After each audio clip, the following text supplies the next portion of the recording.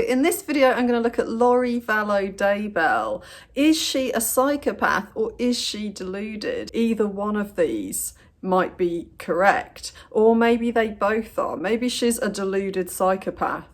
So let's have a look at some of the evidence. Lori Vallow had two children, Tylee and JJ. They were last seen in September 2019. Lori Vallow avoided questions about where her children were or just gave fake answers. So she'd pretend they were with a friend, she'd asked different friends to lie and pretend that the kids were staying with them, and the police were getting more and more suspicious. Lori Daybell is facing 2 felony counts of conspiracy to conceal, alter or destroy evidence after the bodies of her children were found in the backyard of her now current and new husband, Chad Daybell. 6 weeks after Lori's children disappeared, she married Chad Daybell, the leader of a doomsday cult.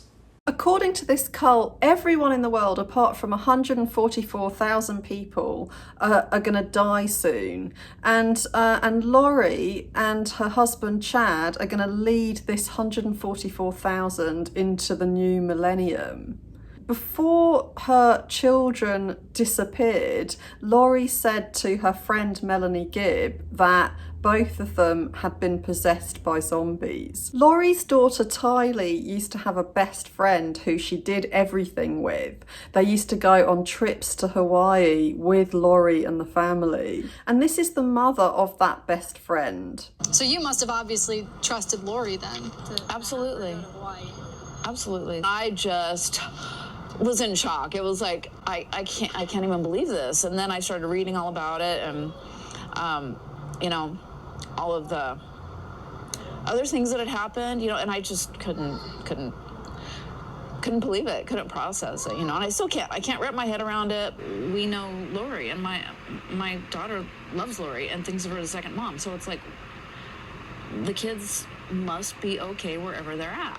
People who are delusional are not particularly prone to violence. So, for instance, people with schizophrenia are often thought of and portrayed in the media as being really violent. But usually people who have schizophrenia who are violent were violent before they had the schizophrenia. There's also no correlation between a lack of empathy and being delusional. Our ability to empathise comes from a different part of the brain than the part that's damaged when someone is delusional. Charles Fallow was Lori's husband before he was shot dead by Lori's brother Alex. This is him outside their house talking to police about Lori's state of mind, and this was taken a few months before he was shot dead. How old are your kids? 6.5 and 16, okay? How long have you been trying? 2 days. Okay. But she's lost her mind. I don't know how else to say it. We're LDS. She thinks she's a resurrected being and a God, and member of the 144,000. Jesus is coming next year. She took all the money out of her bank account today. My truck is gone from the airport. She went to the airport and got it. I just flew in from Dallas. Houston and Dallas. So, Where's your truck? I don't know. Yeah, I live here. Okay. Yeah, all my stuff's in my house. Okay. We got a service dog in there, beautiful dog. My daughter's in the front window right there. So let me ask you this. When you came back, why didn't you just go to the home? Because she told me not to come near it. All my stuff is gone. Okay. I'm not stupid. She could have done anything. Okay. I thought this would be the best way to do it. With what she's gone through and what Gabe witnessed with me on the phone today, I thought it was best to have her. She's psychologically, she's gone. Something's happened to her. From what Charles Vallow's saying, Lori does sound deluded. But does she really believe all of these things? Psychopaths lie just for the sake of it. They don't have to have a good reason to do it. And they get really bored around people. And so after a while, they like to play mind games with people. So is all of this a mind game? Is she trying to scare Charles? So how does she pose a threat to your children?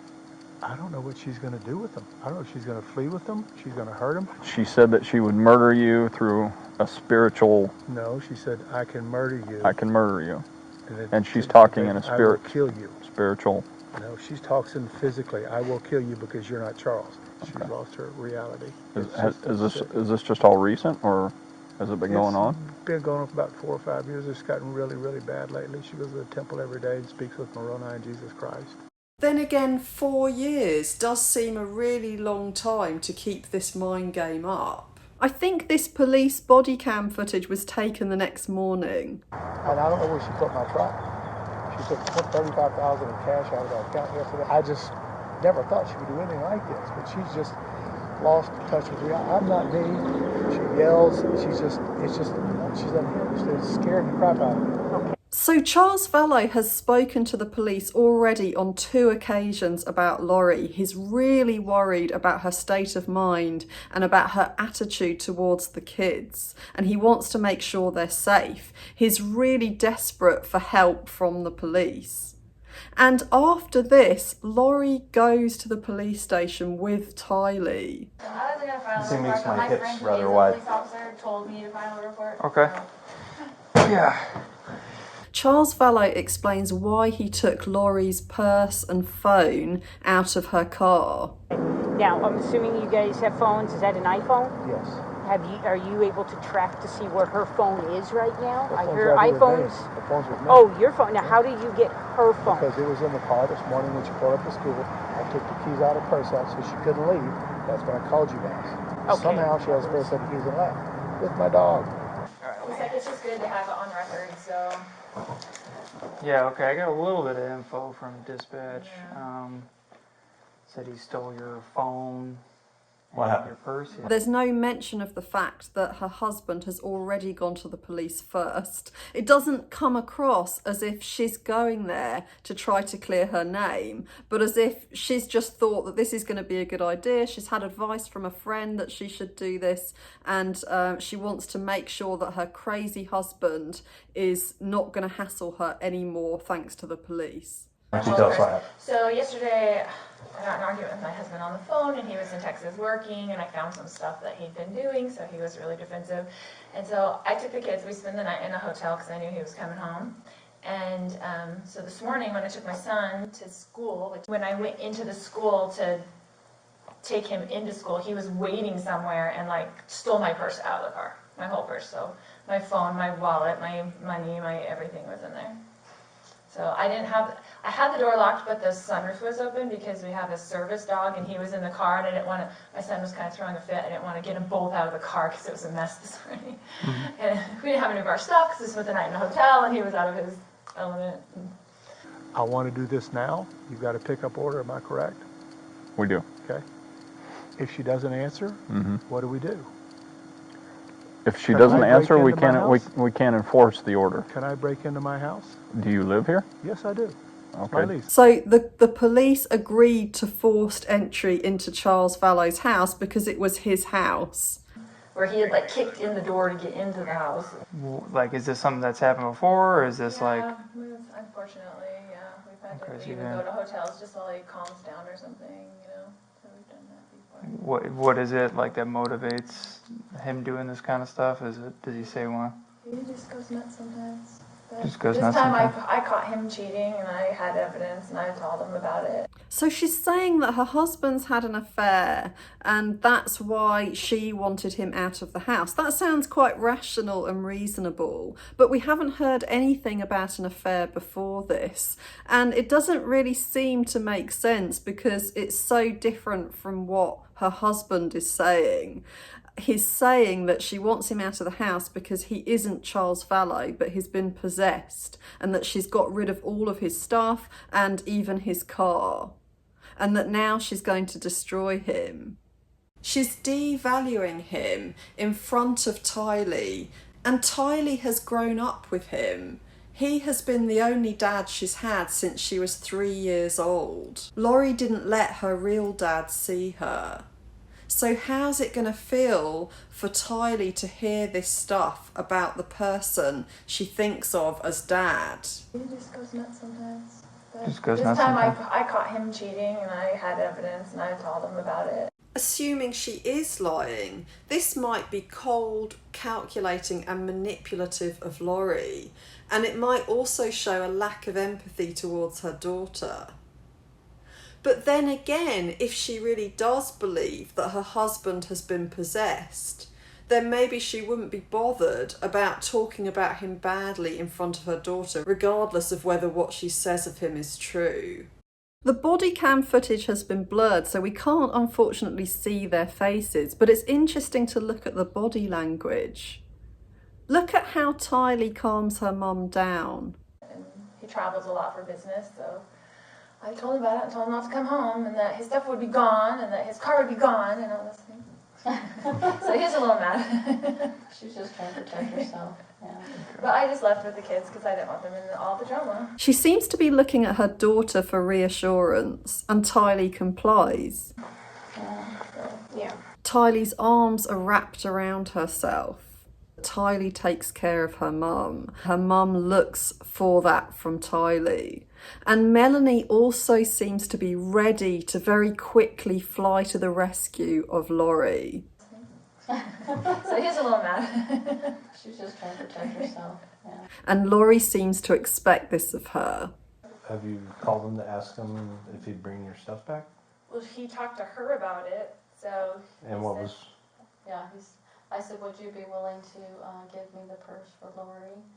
You know, and he goes, no, unless she does this, and all these.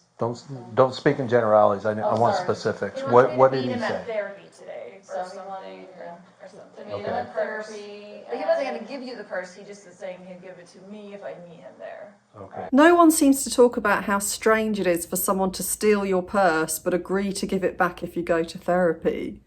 I think altogether Lori is doing a good job at smearing her husband's name, making him look like a crazy man who is dishonest and just goes mad every now and again.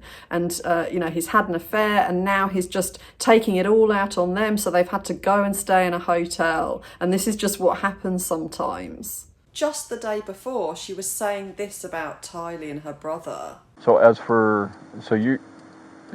she made any statements about wanting to hurt the children or anything? Today she said with Gabe on the phone, come take the kids. I don't care what happens to them. Come take them. I know he has it because he. Obviously, he's texting her. He's texting all my family and the kids too. Yeah, he definitely has her phone. So we know it was him that took the purse because he. What's he texting you? I have the text. He was basically just texting me. He's acting like that my son was in danger. I'd be worried about JJ's safety and things and texting her like he's gonna. So Lori interrupted Tylee to badmouth her husband, and Tylee has had to be the adult again. he at first texted me, "You doing okay today? Hey girl, are you?" The sound coming from the body cam stops and starts, unfortunately, so we can't hear the whole text. Please, your mom. I may not be home for a bit. Love you. Sent me a strange link to a website about our church. Crazy people. Yeah. Said this is what's happening, and then he texted me at almost midnight. I'm so sorry, but I have no choice. I'm just sick. Danger. I had no choice. He didn't file a police report or anything as far as we know. What did he know about that Tylee says he hasn't gone to the police about? I'm just assuming he was trying to get a response, and then I love you.